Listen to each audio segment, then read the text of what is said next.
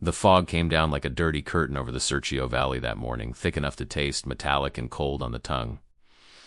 Private James Earl Washington crouched in the mud beside a tangle of German communications wire, his wire cutters feeling impossibly small in his trembling hands. Behind him, somewhere in that gray soup of mist and smoke, the rest of his engineer platoon from the 92nd Infantry Division was supposed to be clearing mines from the supply route. But the shelling had started 20 minutes ago, and when he'd looked back through the fog, he'd seen only shadows moving in the wrong direction. Retreat. Again. He was 23 years old and from Biloxi, Mississippi, and he'd spent the first 18 years of his life learning to make himself invisible to white people who might take offense at his existence. Now he was in northern Italy in December 1944, trying to stay invisible to German soldiers who wanted him dead, and the irony wasn't lost on him. The army had taught him how to dismantle mines, how to cut wire, how to blow bridges, how to dig foxholes in frozen ground until his fingers bled. And what they hadn't taught him was what to do when you were alone in no man's land with nothing but wire cutters and a Garand rifle while German armor rolled toward your position. The rumble came first. Low, mechanical, unmistakable. James had heard it before, in training films and nightmares and the terrified whispers of infantry who'd survived Anzio. Tank engines. Not the higher whine of American Shermans, but the deep, throaty growl of German Panthers or worse. The ground beneath him began to vibrate, and he pressed himself flatter into the mud, his heart hammering so hard he thought the Germans might hear it over their own engines. He'd been cutting wire for 30 minutes, disconnecting the German field telephone lines that ran from their forward observation posts back to their artillery batteries. It was dangerous work, but important. Every wire he cut meant German officers couldn't call an accurate fire on American positions. Every severed connection meant confusion, delay, chaos in the enemy's command structure. Captain Morrison had explained it that way during the briefing, his voice flat and skeptical, as if he didn't quite believe that colored troops could understand tactical concepts. James had understood perfectly. He'd just stopped trying to convince white officers that he had a brain. Morrison was from Pennsylvania, which meant he thought he wasn't racist because he'd never personally lynched anyone. But James had seen the way Morrison's jaw tightened when he had to give orders to black soldiers, the way he checked and rechecked their work as if expecting incompetence. The way he positioned himself slightly upwind as if being colored was something you could smell. In the 3 months since James had joined the 92nd, he'd learned that northern white officers could be just as dangerous as southern ones, just more subtle about it. At least the crackers back home told you straight what they thought of you. The fog shifted, thinning for a moment, and James saw it. A Panther tank maybe 200 yards away, emerging from the mist like a prehistoric monster. The long 75mm gun pointed directly down the road. Behind it, another shape, harder to make out, and another. 3 tanks, maybe 4, with infantry advancing between them, gray-green ghosts in the morning murk. A German counterattack, and he was directly in its path. His hands moved automatically, cutting the last strand of wire and letting it fall into the mud. His mind was racing through options, all of them bad. Run? They'd cut him down before he made 50 yards, and even if they didn't, where would he run to? His own unit had already pulled back, probably without even noticing he was missing. Radio for support? He had no radio. The Army didn't trust colored engineers with radios. Fire his rifle? 8 rounds against 4 tanks and God knew how many infantry. He'd die for nothing, just another dead Negro private whose name would get misspelled on the casualty report. The memory came unbidden. 10 years old, standing outside Woolworth's in Biloxi, watching a white boy about his age eating an ice cream cone. The boy had looked at him, then deliberately dropped the cone on the ground and stepped on it, grinding it into the sidewalk while maintaining eye contact. His mother had pulled James away before he could react, her hand tight on his arm, whispering urgently, "Don't look at them, baby, don't never look at them direct."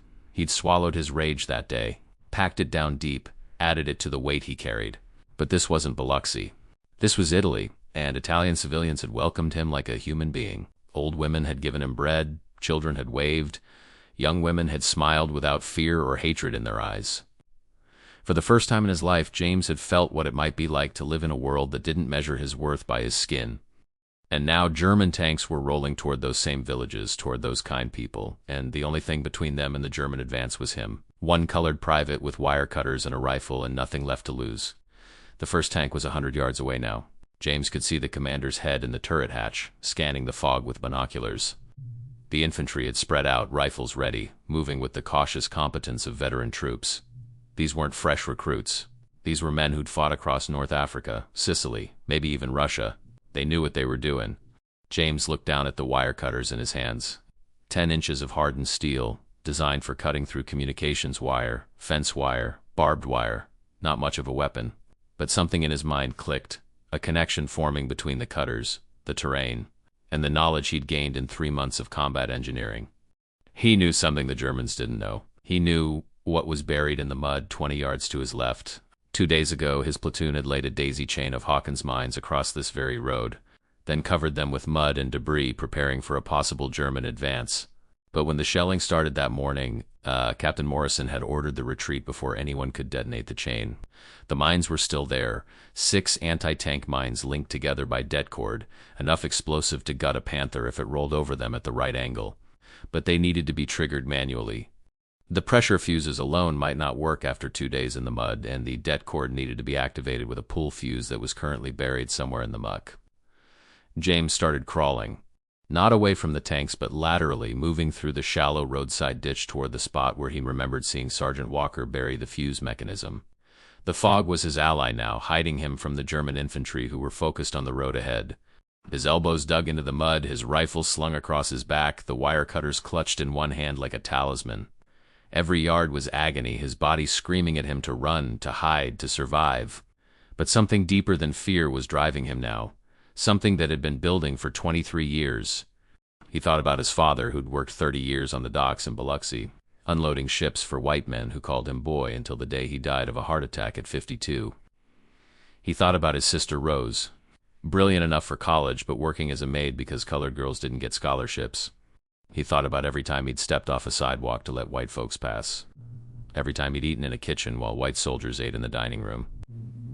Every time he'd been called a credit to his race as if being decent was unexpected in a Negro. All of that rage, all of that humiliation, all of that swallowed pride, it had to mean something. It had to count for something. His hand found the fuse mechanism, a small metal box, half submerged in freezing water, connected to the det cord by a waterproof cable. James pulled it out carefully, checking the connections. Still intact. The pull ring was stiff with mud, but functional.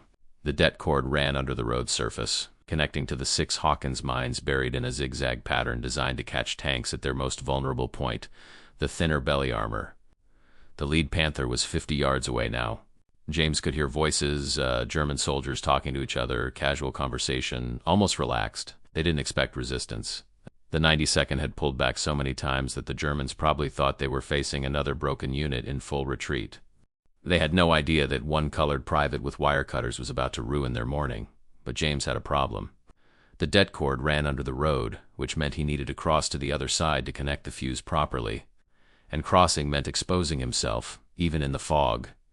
He looked at the wire cutters in his hand, then at the German communications wire still running along the roadside. An idea formed, desperate and insane, but maybe just crazy enough to work. He cut a 20-foot section of the German wire and tied one end to a bush on his side of the road.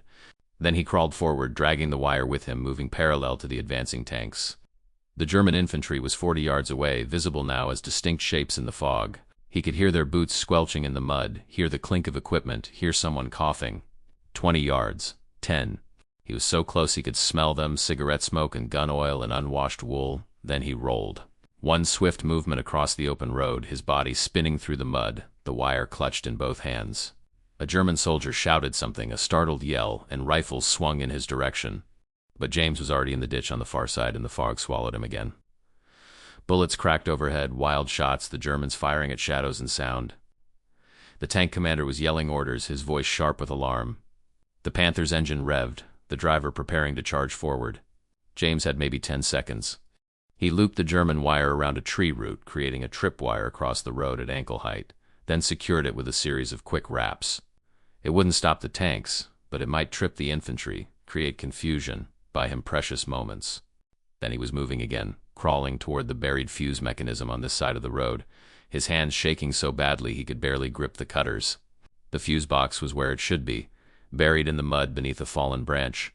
James pulled it free, checked the connections, said a prayer to a god he'd stopped believing in somewhere around Livorno. The pull ring was intact. The det cord was still connected to the mines under the road. Everything was ready. All he had to do was wait for the right moment. The Panther's engine roared, and the tank surged forward, its tracks chewing through the mud. Behind it, the other tanks followed, a steel wedge designed to smash through any resistance. The German infantry jogged alongside, rifles ready, their attention focused forward on the village they expected to capture. None of them saw the colored private lying in the ditch 20 feet away, his hand wrapped around a pole ring that would decide whether they lived or died. James thought about Biloxi. He thought about sitting in the balcony of the Sanger Theater, the colored section, watching white folks down below living their lives as if colored people were furniture. He thought about training camp at Fort Huachuca, where white MPs had beaten a private named Jackson for looking at a white woman. Beaten him so badly he lost sight in one eye, and nobody said a word because that's just how things were. He thought about Captain Morrison's face when the 92nd had first arrived in Italy. The barely concealed disgust, the assumption that colored troops would break and run at the first sign of real fighting. The lead Panther rolled over the first mine. James pulled the ring. The world exploded. The daisy chain detonated in sequence, 6 massive blasts that lifted the 50-ton Panther into the air like a toy, flipping it onto its side with its tracks spinning uselessly. The second tank, following too close, ran directly over 2 more mines and erupted in a ball of orange fire. The third tank reversed frantically, its commander screaming orders, but one of its tracks caught on debris from the first explosion and it slewed sideways, blocking the road. The German infantry, caught in the open, scattered like startled birds. Some ran forward, some ran back, some just dropped into whatever cover they could find. James's improvised tripwire caught 3 soldiers, sending them sprawling. Chaos, beautiful, perfect chaos. James was already moving, grabbing his rifle, crawling through the ditch toward the American lines. Behind him, the surviving Germans were shouting, trying to reorganize, but without their armor, they'd lost the momentum of the attack. And now American machine guns were opening up from the village, late but finally engaged, tearing into the exposed German infantry. The counterattack was broken. He ran through the fog, stumbling, falling, getting up, running again. His lungs burned, his legs trembled, his mind was screaming at him that he was alive, impossibly alive. He crossed the American lines without even realizing it until someone grabbed him, pulled him into a foxhole. A white sergeant from another company, eyes wide with shock. Jesus Christ, soldier, where the hell did you come from? James couldn't speak. He just lay there, gasping, the wire cutters still clutched in his hand like he might need them again. Around him, the battle continued, but the German attack had stalled. The road was blocked by burning tanks. The infantry was pinned down. The Americans were holding. Captain Morrison found him 2 hours later. James was sitting against a stone wall, drinking coffee someone had given him, still shaking. Morrison looked at him for a long moment, his face unreadable. "Private Washington, sir. The Germans laid mines on the road?" James understood immediately. Morrison was giving him a way out, a safe story that wouldn't require explaining how a colored private had stayed behind when everyone else retreated, had single-handedly destroyed 2 tanks and stopped a counterattack. He could say yes, agree to the fiction. Let Morrison write a report about lucky German mines and unexplained explosions. But something had broken inside James on that muddy road. Or maybe something had finally formed, crystallized, become solid. He met Morrison's eyes directly, something he'd never dared to do before. "No, sir. Those were our mines. The Hawkins chain we laid 2 days ago. I triggered them manually when the German armor came through." Morrison's jaw tightened. A muscle twitched in his cheek. For a moment, James thought the captain might hit him for insubordination, for the audacity of claiming credit, for looking him in the eye. "You stayed behind when the platoon retreated. I was completing my mission, sir, cutting German communications wire. When I finished, the Germans were already on top of me, so I made do. "Yes, sir." Morrison stared at him for another long moment, then turned and walked away without another word. James knew what would happen next. The after-action report would mention lucky mine placements, unexpected German casualties, successful defensive action. His name might appear as part of a list of personnel present, nothing more. There would be no medal, no commendation, no recognition. Because colored troops didn't get recognized for heroism in 1944, they got recognized for failing, for running, for confirming what white officers already believed about them. But the colored soldiers knew. Private Mitchell, who'd been right behind James when the shelling started, had seen him stay forward. Sergeant Walker, who'd laid those mines, understood exactly what James had done. Corporal Jackson found him that evening and shook his hand without saying a word, but his eyes said everything that needed saying. And the Italian civilians knew. An old man from the village came to the American position the next day, asking to speak with Il Soldato Nero che ha fermato I Tedeschi, the black soldier who stopped the Germans. He brought bread and wine. gifts that James couldn't accept because regulations prohibited fraternization with locals. But the old man left them anyway, pressing James's hand, tears in his eyes, speaking rapid Italian that James couldn't understand but felt in his bones. December turned to January, January to February. The war ground on, brutal and slow through the Italian mountains. The 92nd took casualties, suffered setbacks, won small victories that never made the newspapers. James kept cutting wire, clearing mines, doing the work that needed doing. Captain Morrison never mentioned that day again, but something had shifted. He didn't check James's work as obsessively. He didn't position himself upwind. In March, a white lieutenant from another division visited their position, asking questions about the fight in December. He'd heard rumors, he said, about a spectacular German tank loss, about a colored engineer who'd done something extraordinary. Morrison was present for the conversation. James watched the captain's face, saw the internal calculation, the weighing of truth against politics, reality against racial hierarchy. Private Washington performed adequately, Morrison said finally, as did the entire platoon. Adequately. James almost laughed. He destroyed 2 Panther tanks, stopped a German counterattack, and saved American lives, and the best his commanding officer could manage was adequately. But that word, inadequate as it was, felt like a crack in a wall that had been solid for 200 years. Morrison had acknowledged his name, connected it to that day, even if he couldn't bring himself to acknowledge what James had actually accomplished. The white lieutenant sensed there was more to the story, but Morrison's tone made it clear the conversation was over. The lieutenant left, frustrated, and James went back to work. The war in Europe ended in May 1945. James was in Florence when the news came, celebrating with his platoon in a bar that miraculously served colored soldiers the same as white ones. They got drunk on bad wine and sang songs and tried not to think about going home, about returning to a country that would treat them as second-class citizens after they'd bled for it in foreign mud. James thought about that morning in the fog, about lying in the ditch with wire cutters in his hand, about the choice he'd made to stay and fight instead of running. He'd proven something to himself that day, even if nobody else would ever acknowledge it. He'd proven that he was a soldier, a man, someone who mattered. The United States Army might never recognize it, the history books might never record it, but he knew. And that knowledge, hard-won and blood-stained, was something nobody could take away from him. They shipped home in June, cramped into the holds of transport ships that separated colored troops from white ones even now, even in victory. James stood on deck as the Statue of Liberty came into view, that symbol of freedom and democracy, and felt nothing but a cold, clear understanding of the irony. He'd fought for liberty in Europe and was returning to segregation in America. The parade in New York was for white troops only. The 92nd marched separately in a different part of the city at a different time to smaller crowds and less fanfare. James marched in formation, his uniform pressed, his medals, the few they'd bothered to give him, pined to his chest. And he thought about all the stories that would never be told, all the acts of heroism that would be buried under the weight of American racism. Biloxi hadn't changed. James stepped off the bus at the colored terminal, shouldered his duffel, and walked through streets that felt exactly the same as when he'd left. The same signs, the same divisions, the same casual cruelty. He'd crossed an ocean, fought the German army, destroyed tanks with wire cutters and raw courage, and Mississippi didn't care. He was still just another Negro who needed to know his place, but James had changed. Something inside him had hardened in that Italian fog, had crystallized when he'd pulled that fuse ring, had become unbreakable when he'd looked Captain Morrison in the eye. He couldn't unsee what he'd seen, couldn't unknow what he knew about his own worth. His sister Rose met him at the house, older now, tired from years of cleaning white people's homes. She hugged him tight, her body shaking with silent sobs, and James held her and promised himself that he'd keep fighting. Not with wire cutters and mines this time, but with whatever weapons came to hand.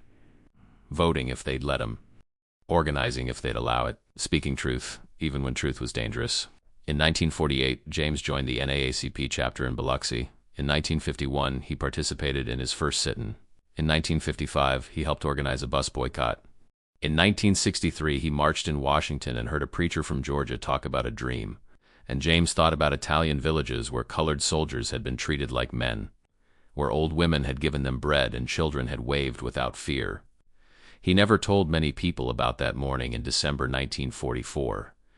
It wasn't the kind of story that people wanted to hear. Too complicated, too uncomfortable. It raised questions about valor and racism, about who got recognized and who got forgotten, about the price of fighting for a country that didn't fully acknowledge your humanity. Easier to leave it buried, another unmarked grave in the vast cemetery of black heroism that America refused to visit. But sometimes at night, James would lie awake and remember the weight of the wire cutters in his hand, the rumble of tank engines, the moment of choice when he could have run but stayed, the pull ring, the explosion, the knowledge that he'd done something significant, something that mattered, even if nobody would ever write it down or teach it in schools or commemorate it with monuments. He told the story once near the end of his life to his grandson Marcus. The boy was 16, angry about injustice, frustrated by the slow pace of change. James sat him down and told him everything. The fog, the tanks, Captain Morrison's face, the Italian old man with tears in his eyes. Marcus listened, silent, his eyes growing wider with each detail. Did they ever give you a medal, Granddad? No. They gave me adequate. That was about all they had in them to give. That's not fair. No, but fair isn't the point, Marcus. The point is that I did it. I know I did it. The men who were there know I did it. The Germans who died know I did it.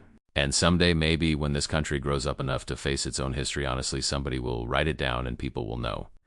But even if they never do, even if my name gets lost and forgotten and nobody ever knows, I still did it. And that matters. Why does it matter if nobody knows? James thought about that for a long moment, choosing his words carefully. Because courage isn't about recognition. Courage is about doing what needs doing when everything in you is screaming to run. I did that. Thousands of colored soldiers did that in every war this country ever fought. We did it knowing we wouldn't get credit, wouldn't get respect, wouldn't even get basic human dignity when we came home. We did it anyway. That's what makes it mean something. Marcus nodded slowly, and James could see understanding dawning in the boy's eyes. Not just understanding of that morning in Italy, but understanding of the long struggle, the generations of black Americans who'd fought and bled and died for a country that took their service and gave back scraps. What happened to Captain Morrison? He went back to Pennsylvania. Worked in insurance, I heard. Lived a long, comfortable life.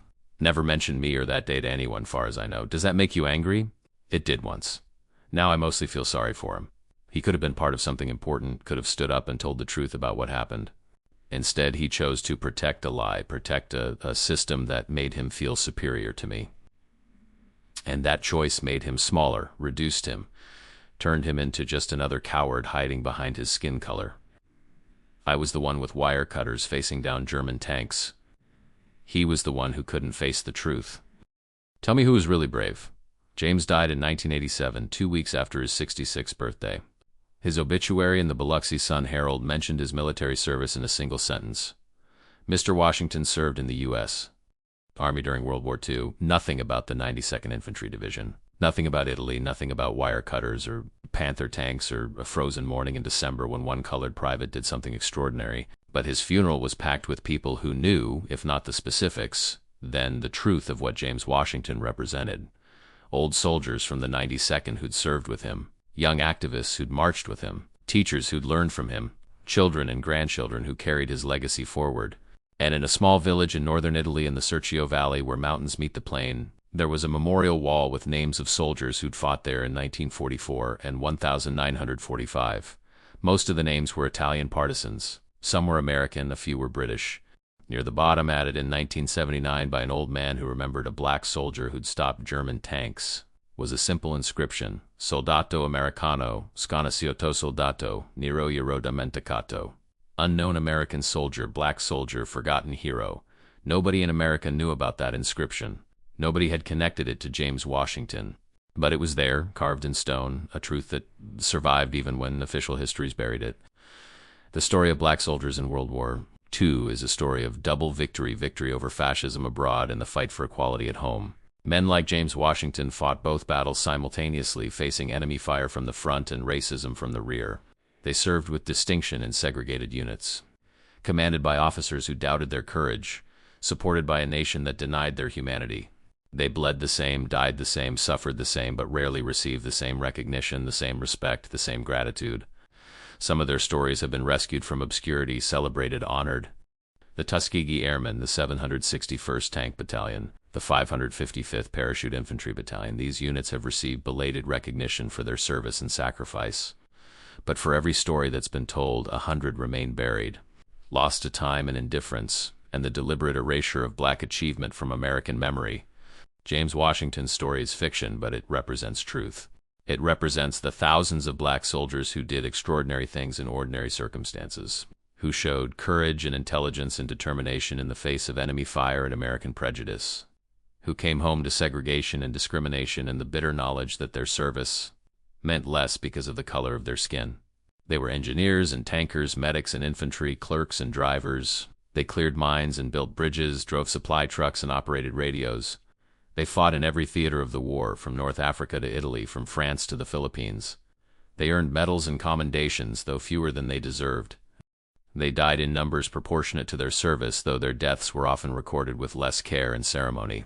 And they came home to an America that hadn't changed nearly enough, that still made them sit in the back of buses, still denied them jobs and housing and basic dignity. But they'd changed. They'd seen a wider world, had been treated as men by Europeans who judged them by their actions rather than their skin.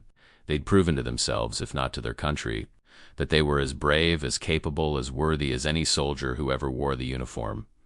That knowledge, that unshakable certainty of their own worth became the foundation of the civil rights movement. The men who marched in Selma and Montgomery, who sat at lunch counters and registered voters, who demanded equality and justice, many of them were veterans who'd fought for democracy abroad and were determined to win it at home.